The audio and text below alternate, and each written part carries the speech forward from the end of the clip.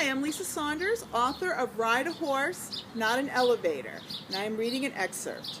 After Uncle Jim and I got Donald Dog into his rental car, it was time to say goodbye to my parents.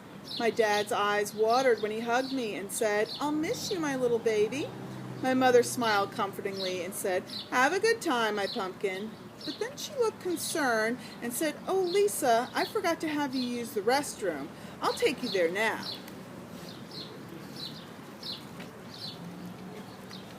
Anxious to get going so I could eat my candy and open my present, I said, "But Mom, I don't have to go."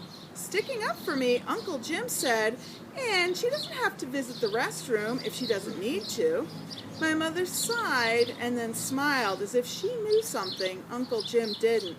"Okay, but you'll be sorry." With that, Uncle Jim and I drove off. Donald Dog rode in the back with some of his clothes and packages and hung his head out the window. As we picked up speed, his ears flew back and his lips quivered when he faced the wind. "Lisa, I don't know where we're going, so I need you to be quiet until I figure out how to get out of the city, okay?" "Okay." I was glad to be quiet. That meant I could dig into the huge bag of gumballs Uncle Jim had bought me.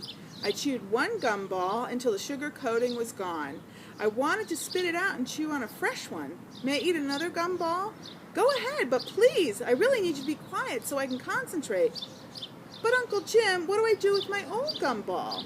"Spit it out the window. I just can't worry about it now," Uncle Jim snapped. Spit it out the window? That sounded like fun. My parents would never let me do that. I carefully aimed my lips toward the window and spit my gum through it. The wind quickly grabbed it and flung it backwards. I chewed another gumball. As soon as it lost its coating, I spit it again outside the window. I repeated this several times. I was keeping busy, just like Uncle Jim hoped I would. Once Uncle Jim and I were on the open road driving away from the city, he relaxed. I had almost chewed through all my gum. "Uncle Jim, I have to go to the bathroom." "Well, you'll have to wait until I find a sign for a restroom." "But Uncle Jim, I have to go really bad. Now, I can't wait." "All right, I'll take one of these exits. Maybe we'll find a gas station or something." I could barely stand the ride. I was so uncomfortable. When I turned around to check on Donald Dog, I was horrified. When Donald's head was happily hanging out the window, but stuck all over him and the back seat were chewed up wads of gum. The gum I had spit out had been swept right back into the open window behind me. It was all over the seats and Uncle Jim's clothes.